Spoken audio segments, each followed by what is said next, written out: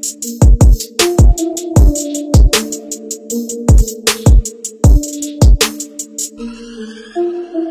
Friends, నేను నజీర్, మీరు చూస్తున్నారు టెక్ రిపోర్ట్ ఛానల్. ఫ్రెండ్స్, ఈరోజు వీడియోలో వచ్చేసి మనం iQOO Neo 9 Pro యొక్క రివ్యూ అయితే చూద్దాం. సో చాలా హైప్ అయితే ఉంది మొబైల్కి. అండర్ 40,000లో OnePlus 12Rకి బిగ్గెస్ట్ కాంపిటీషన్ ఏదైనా ఉందంటే మాత్రం iQOO Neo 9 Pro అని చెప్పుకోవాలి. దీని గురించి ఈ వీడియోలో క్లియర్గా ఇన్డెప్త్గా మాట్లాడుకుందాం. దీన్ని పర్చేస్ చేయొచ్చా, OnePlus 12Rని పర్చేస్ చేయొచ్చా అనేది కూడా వీడియోలో నేను ఒక చిన్న ఓడిట్ అయితే ఇస్తాను. బిగ్గెస్ట్ కంపారిజన్ అయితే ఏమైతే చేయట్లేదు. సో ఫస్ట్లీ ఇది వచ్చేసి iQOO Neo 9 Pro. మెయిన్ వీళ్ళ టార్గెట్ గేమర్స్, ఎవరైతే పర్ఫార్మెన్స్ కోసం ఒక మంచి ఫోన్ కొనాలి అండర్ 40,000లో అనే వాళ్ళని టార్గెట్ చేసి తీసుకొచ్చిన మొబైల్ ఫస్ట్లీ ఇది. సో దీని గురించి మాట్లాడుకుంటే మాత్రం ఫస్ట్లీ డిజైన్ గురించి మాట్లాడుకోవాలి. డిజైన్ వచ్చేసి మీకు బ్యాక్ సైడ్ వచ్చేసి వీగన్ లెదర్ టైప్ అయితే తీసుకొచ్చారన్నమాట. లెదర్ బిల్డ్ క్వాలిటీతో తీసుకొచ్చారు. కావాలంటే గ్లాస్ బిల్డ్ కూడా ఉంటుంది, మీరు కావాలంటే అది పర్చేస్ అయితే చేయొచ్చు. ఈ లెదర్ది వచ్చేసి మనకి వైట్ అండ్ రెడ్ కాంబినేషన్లో వచ్చింది. సో బాగుంది, అట్రాక్టివ్గా ఉంటుంది. మీకు ఈ కెమెరా మాడ్యూల్ కానీ బ్యాక్ సైడ్ డిజైన్ అంతా కూడా మీకు చూడడానికి అట్రాక్టివ్గా ఉంటుంది. బట్ ఇది వైట్ కలర్ ఏదైతే లెదర్ ఇచ్చారో, యూజువల్గా మనకి లెదర్ అనేది అన్నం తిన్నాక మన ఆయిల్ మైనర్గా కొంచెం ఆయిల్ అనేది చేతుకుంటుంది కదా, ఇలా పట్టుకున్నప్పుడు లెదర్ చాలా ఫాస్ట్గా అట్రాక్ట్ చేస్తుంది. నేను ప్రీవియస్గా చాలా మొబైల్స్లో చూశాను, చాలా తొందరగా ఖరాబ్ అయ్యే ఛాన్స్ ఉంటుంది. బట్ మోస్ట్లీ మనం కేసెస్ వాడతాం కాబట్టి పెద్ద ఇష్యూ అయితే కాదు. కేసెస్ వాడిన వాళ్ళకి మాత్రం ఈ లెదర్ అనేది అంత బెటర్ ఆప్షన్ అయితే కాదు. అండ్ ఇక ఫ్రంట్ డిజైన్ విషయానికి వస్తే మాత్రం బెజల్స్ అనేది వెరీ స్లిమ్గా ఉన్నాయి, ఎక్కడ పెద్ద బెజల్స్ అయితే లేవు. అండ్ పంచ్ హోల్ డిస్ప్లేతో వస్తుంది, చూడడానికి అట్రాక్టివ్గా ఉంది.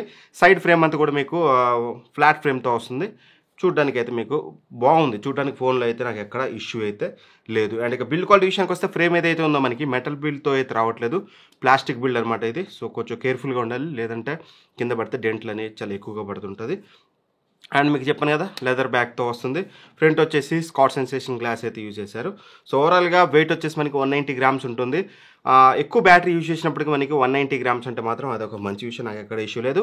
అండ్ IP54 రేటింగ్ వస్తుంది, అంటే స్ప్లాష్ రెసిస్టెంట్ అనేది చెప్పొచ్చు. అట్లా మీరు వాటర్లో పడేసారనుకోండి ఫోన్ ఖరాబ్ అవుతుంది. జస్ట్ చినుకులు, కొన్ని వాటర్ చినుకులు దీని మీద పడితే ఎటువంటి మేజర్ ఇష్యూ అయితే మీకైతే ఉండదు. సో ఓవరాల్ మాత్రం బిల్డ్ క్వాలిటీ కానీ ఇవన్నీ కూడా పెద్ద కాంప్రమైజెస్ అయితే లేవు ఈ బడ్జెట్ని బట్టి అయితే. 12Rతో కంపేర్ చేస్తే మనకి అందులో మెటల్ బిల్డ్ క్వాలిటీ వస్తుంది, ఇందులో రావట్లేదు కానీ. బట్ కొన్ని కాంప్రమైజెస్ ఉంటాయి, పర్సన్స్ టు పర్సన్ చేంజ్ అవుతూ ఉంటుంది. ఇక ఫింగర్ ప్రింట్ సెన్సార్ పొజిషన్ వచ్చేసి కిందికి ఇచ్చారు. యూజువల్గా నాలాంటి వాళ్ళు ఏంటంటే ఈ చిటికనేలు వేలు ఏదైతే ఉందో మొబైల్ కింద పెట్టి నేను ఎప్పుడు యూజ్ చేస్తూ ఉంటాను. సో దట్ నాకు పెద్ద ఇష్యూ కదా అక్కడికి రీచ్ అవ్వడం. బట్ ఎవరైతే అలా కాకుండా మొబైల్ని ఇలా పట్టుకునే వాళ్ళు ఉన్నారో, చిటికనేలు సపోర్ట్ లేకుండా, వాళ్ళకి ఇబ్బంది అవుతుంది. మీరు చిటికనేలు సపోర్ట్ కింద ఉందంటే మాత్రం మీకు చాలా ఈజీగా రికగ్నైజ్ చేయొచ్చు. కిందిగానే ఉంటుంది, అఫ్కోర్స్ ఖచ్చితంగా కిందికే ఉంటుంది, అదే గుర్తుపెట్టుకోండి. OnePlus 12Rకి చాలా పైకి ఉంటుంది. సో ఓవరాల్గా ఇక డిస్ప్లే గురించి మాట్లాడుకుంటే మాత్రం ఇందులో మనకు వచ్చేసి 6.78 ఇంచెస్ 1.5K రిజల్యూషన్తో వస్తున్న డిస్ప్లే అయితే వస్తుందన్నమాట.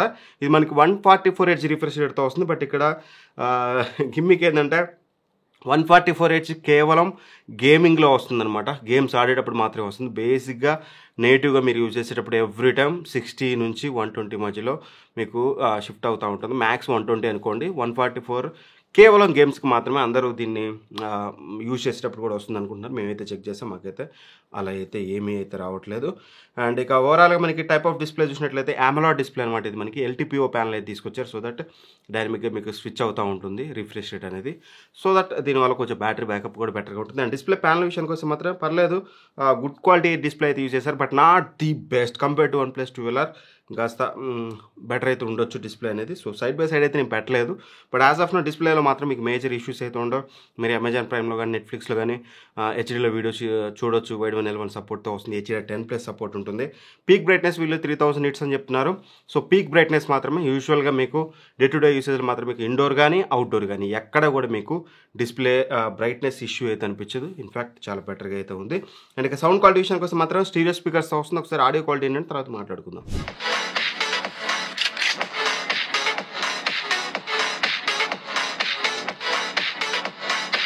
సో విన్నారు కదా, పర్లేదు, గుడ్ క్వాలిటీ. బట్ కొంచెం బాక్సీ టైప్ ఆడియో లాగా అనిపిస్తుంది.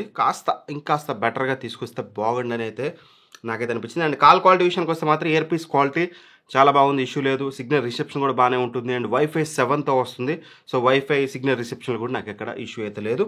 అండ్ ఇక పర్ఫార్మెన్స్ విషయానికి వస్తే మాత్రం మెయిన్ హైలైట్ ఈ మొబైల్లో అదే అని చెప్పుకోవాలి. Snapdragon 8 Gen 2 last year flagship processor ఏదైతే ఉందో అదైతే యూజ్ చేశారు. అండర్ 40,000లో మనకి దాన్ని అయితే తీసుకొచ్చారు. ఇన్ఫ్యాక్ట్ ఇది 37,000కే వస్తుంది. సో ఆ ప్రైస్ రేంజ్లో ఈ ప్రాసెసర్ తీసుకురావడం అనేది బిగ్గెస్ట్ హైలైట్ అనమాట ఈ మొబైల్కి. ఇది వచ్చేసి 4 nm మీద బిల్డ్ అయిన processor. Anti bench mark scores వీళ్ళు చెప్పేది 1.7 మిలియన్ అంటున్నారు, బట్ మా టెస్టింగ్లో మాకు అరౌండ్ 1.58 మిలియన్ 1.6 మిలియన్ దగ్గరలో అయితే వచ్చిందనమాట. అండ్ CPU థ్రోటిల్ టెస్ట్ కూడా చేసాం 90% వరకు, ఒక్కొక్కసారి 85% అలా అయితే వస్తుంది. సో అండ్ ఇంకోటి ఎక్స్ట్రా చిప్ అయితే యూజ్ చేసామని చెప్తున్నారు వీళ్ళు, super computing chip Q1 use చేసామని చెప్తున్నారు. దీనివల్ల ఏమవుతుందంటే డిస్ప్లేలో ఫ్రేమ్ రేట్, మీరు గేమ్స్ ఆడేటప్పుడు ఏమవుతుందంటే కొన్ని ఫ్రేమ్స్ మిస్ అవుతూ ఉంటాయి. అండ్ తక్కువ ఫ్రేమ్ రేట్లో మీరు గేమ్స్ వస్తున్నప్పుడు ఇదేం చేస్తుందంటే ఫ్రేమ్ ఇంటర్పోలేషన్, అంటే ఫ్రేమ్స్ అనేది మధ్యలో కొన్ని ఫ్రేమ్స్ అనేది యాడ్ చేస్తూ పోతూ ఉంటుంది అనమాట. సో దట్ మీకు స్మూతర్ గేమింగ్ ఎక్స్పీరియన్స్ ఉంటుంది. సో ఈ Q1 చిప్ వల్ల సో ఫ్రేమ్ రేట్స్ అనేది యాడ్ చేసుకుంటా పోతూ ఉంటుంది. దానివల్ల కొంచెం మీకు ఎక్స్పీరియన్స్ బాగుంటుంది, చూడడానికి డిస్ప్లే ఎక్స్పీరియన్స్ అనేది మీకు యూజ్ చేసేటప్పుడు గేమ్స్ ఆడేటప్పుడు బాగుంటుంది. అండ్ LPDDR5X ర్యామ్ అయితే యూజ్ చేస్తారు, UFS 4.0 స్టోరేజ్ అయితే యూజ్ చేస్తారు, కేవలం 256 GB స్టోరేజ్లో. నా దగ్గర ఉంది వచ్చేసి 256 GB. ఈ మార్చిలో వచ్చేసి మనకి 128 GB కూడా తీసుకొస్తామంటున్నారు. అందులో UFS 3.1 స్టోరేజ్ ఉంటుంది. బెటర్ మీరు 256 GBకి వెళ్ళండి, ఎందుకంటే ఒక 1000 రూపీస్ రిఫరెన్స్ కాబట్టి పెద్ద ఇష్యూ అయితే కాదు. అండ్ ఇక UI విషయానికి వస్తే మాత్రం FunTouch OS 14తో వస్తుంది, Android 14 ఆపరేటింగ్ సిస్టమ్ మీద. అండ్ వీళ్ళు ఆండ్రాయిడ్ అప్డేట్స్ అనేది మనకి 3 years ఇస్తామని చెప్తున్నారు. అండ్ ఏదైతే సెక్యూరిటీ ప్యాచెస్ ఉన్నాయో వీళ్ళు 4 years ఇస్తామని చెప్తున్నారు. ఇది ఖచ్చితంగా ఒక వెల్కమింగ్ థింగ్ అని చెప్పాలి. సో iQOO అనేది ఒక మంచి డెసిషన్ అయితే తీసుకుంది. నవేడేస్ చాలామంది యూజర్స్ మనకి ఆండ్రాయిడ్ అప్డేట్స్ అయితే కోరుకుంటున్నారు. సో బట్ కాకపోతే ఇస్తారు బాగానే ఉంది, కానీ కొంచెం ఫ్రీక్వెంట్గా ఇవ్వాలి సెక్యూరిటీ ప్యాచెస్ అనేది. ఎవ్రీ 1 month 2 monthsకి ఒకసారి ఇవ్వాలి, మరి 3 monthsకో 6 monthsకో ఇచ్చుకుంటా. మీరు 4 సంవత్సరాలు అంటే మాత్రం కరెక్ట్ అయితే కాదు, చూడాలి. అండ్ ఇక UI విషయానికి వస్తే మాత్రం ఇది తెలిసిందే, FunTouch OS యూజువల్గా వివో ఫోన్స్లో మీరు చూస్తూనే ఉంటారు, iQOO ఫోన్స్లో చూస్తూనే ఉంటారు. లిటిల్ బిట్ బ్లోట్వేర్ ఉంటుంది. సో ఆ బ్లోట్వేర్ మీరు అన్ఇన్స్టాల్ చేసుకోవచ్చు. అండ్ సెటప్ చేసేటప్పుడు మీరు యాడ్స్ అని పర్సనలైజ్డ్ యాడ్స్ అనేది ఆఫ్ చేసుకుంటే ఇంకాస్త బెటర్ ఎక్స్పీరియన్స్ అయితే ఉంటుంది. అండ్ ఇక మెయిన్ గేమింగ్ విషయానికి వస్తే మాత్రం BGMIలో హైయెస్ట్ గేమింగ్ సెట్టింగ్స్లో మీరు ఆడినా సరే మీకు ల్యాగ్స్ అనేది చూడడానికి అయితే లేవు. 1 hour 1.5 hour ఆడినా సరే మీకు ల్యాగ్స్ అయితే లేవు. సో అదొక మంచి విషయం. ఒకవేళ మీరు మంచి గేమింగ్ కోసం ఫోన్ కొనుక్కోవాలి, ఒక 35,000 నుంచి 37,000 మీ బడ్జెట్ అనుకుంటే మాత్రం గేమింగ్ కోసం ఖచ్చితంగా దీని అయితే నేను రికమెండ్ చేయగలను.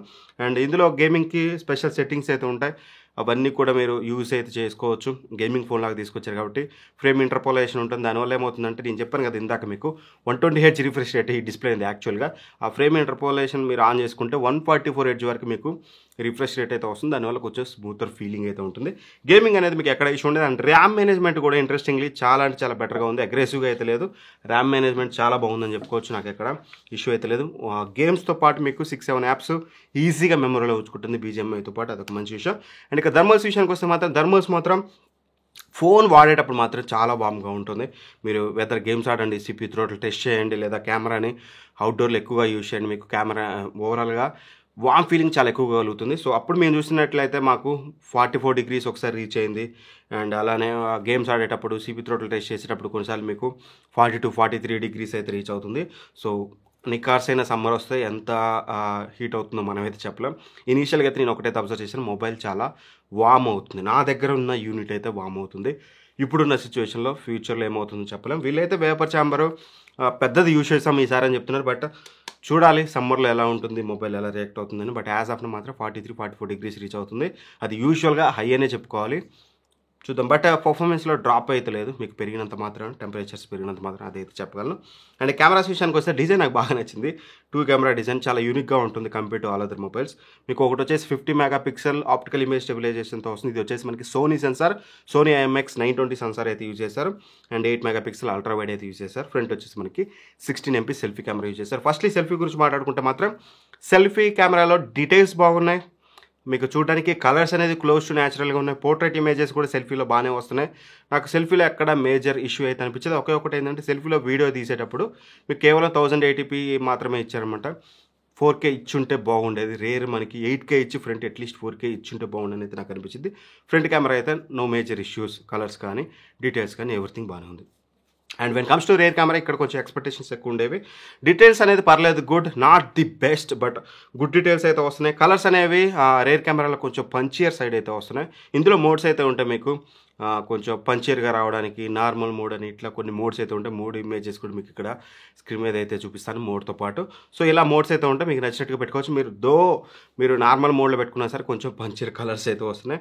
అండ్ ఎక్స్పోజర్ బాగానే ఉంది, డైనమిక్ రేంజ్ బాగానే ఉంది, నాకు ఎక్కడ మేజర్ ఇష్యూ అయితే అనిపించలేదు. పోర్ట్రేట్స్ మాత్రం చాలా బాగున్నాయి. ఇన్ఫ్యాక్ట్ మీరు 2xలో తీసినప్పుడు అండ్ నార్మల్గా తీసినప్పుడు కూడా పోర్ట్రేట్స్ అనేది కొంచెం అట్రాక్టివ్గా ఉన్నాయి, అదొక మంచి విషయం. అండ్ వీడియోస్ విషయానికి వస్తే మాత్రం ఆటో ఫోకస్ అనేది మీకు బాగానే ఉంది. అండ్ వీడియోస్ అప్ టు మీరు 8K 30 FPS వరకు రికార్డ్ అయితే చేసుకోవచ్చు.